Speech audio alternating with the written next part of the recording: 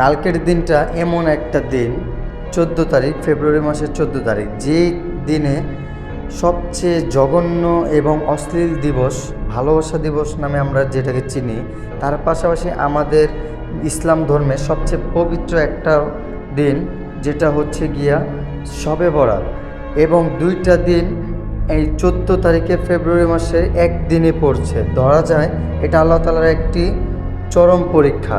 তো দেখা যাক, আজকে আমি অনেকজনকে প্রশ্ন করব যে কালকে কত তারিখ এবং কালকের দিনটিতে কী, দেখি কজন শবে বরাত এবং কজন ভালোবাসার দিবস বলে, দেখি কার কোনটা ইন্টারেস্টিং। আচ্ছা, কালকে কি দিবস? দিবস নাই কালকে? ভালোবাসা দিবস কালকে? আচ্ছা, কালকে কয় তারিখ? কালকে হচ্ছে 14 ফেব্রুয়ারি, ভালোবাসা দিবস। কালকে ভালোবাসা দিবস। হ্যাঁ হ্যাঁ, কালকে ভালোবাসা। আজকে কত তারিখ? 12 তারিখ কেন? না, আজকে 13 তারিখ না? হ্যাঁ, কালকে কি? না সিরিয়াসলি বলেন, কি কালকে? না কোন? কালকে অশ্লীল একটা পবিত্র একটা জুমার দিন। এর ভিতর কিছু কিছু মেয়ে ছেলেরা আছে যারা অশ্লীল কাজ করবে। আজকে কত তারিখ? 12 তারিখ হলো। না, 13 তারিখ। তো কালকে কত তারিখ? 14 তারিখ। কালকে নাকি ভালোবাসা দিবস? আর কিছু না? না। ওকে। হ্যাঁ, কালকে কত তারিখ? কালকে 14 তারিখ, কালকের দিনটা কি? ভালোবাসা দিন। কি ভালোবাসা দিবস? ভালোবাসা দিন।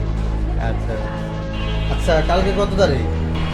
14 ফেব্রুয়ারি, 14 ফেব্রুয়ারি। কি কালকে দিনটা? ভালোবাসা দিবস নাকি? কালকে ভালোবাসা দিবস। ভাই কেমন আছেন? ভালো। কালকে কয় তারিখ? কালকে 14 তারিখ।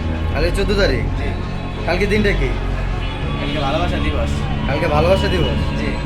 ও আচ্ছা, তো ভালোবাসা দিবস নিয়ে আপনার প্রিপারেশন কি? প্রিপারেশন নেই। প্রিপারেশন নাই? আজকে কত তারিখ? 13 তারিখ। কালকে কত তারিখ? 14 তারিখ, তো কালকে কি? ভালোবাসা দিবস। কালকে ভালোবাসা দিবস। ও, কালকে কি দিবস?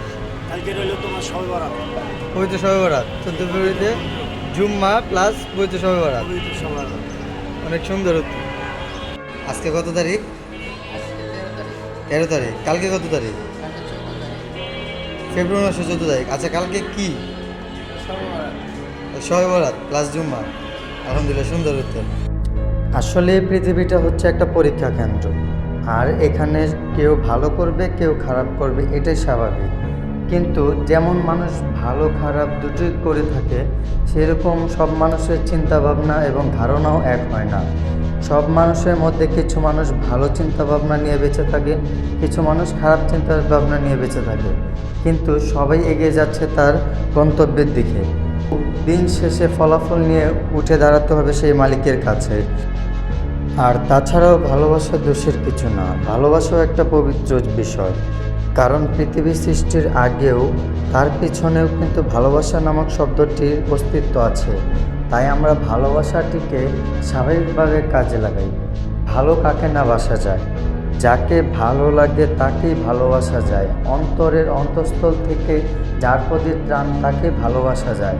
যেমন ফ্যামিলিতে ফ্যামিলি মেম্বার্স, মা বাবা, ভাই বোন, তাছাড়াও প্রিয়জন, বন্ধুবান্ধব, আত্মীয় স্বজন, যাকে অন্তর থেকে টান পাওয়া যায় তাকে ভালোবাসা যায়। সুতরাং আমরা সবাই ভালোবাসাকে সম্মান করে ভালোবাসাকে অপব্যবহার না করি।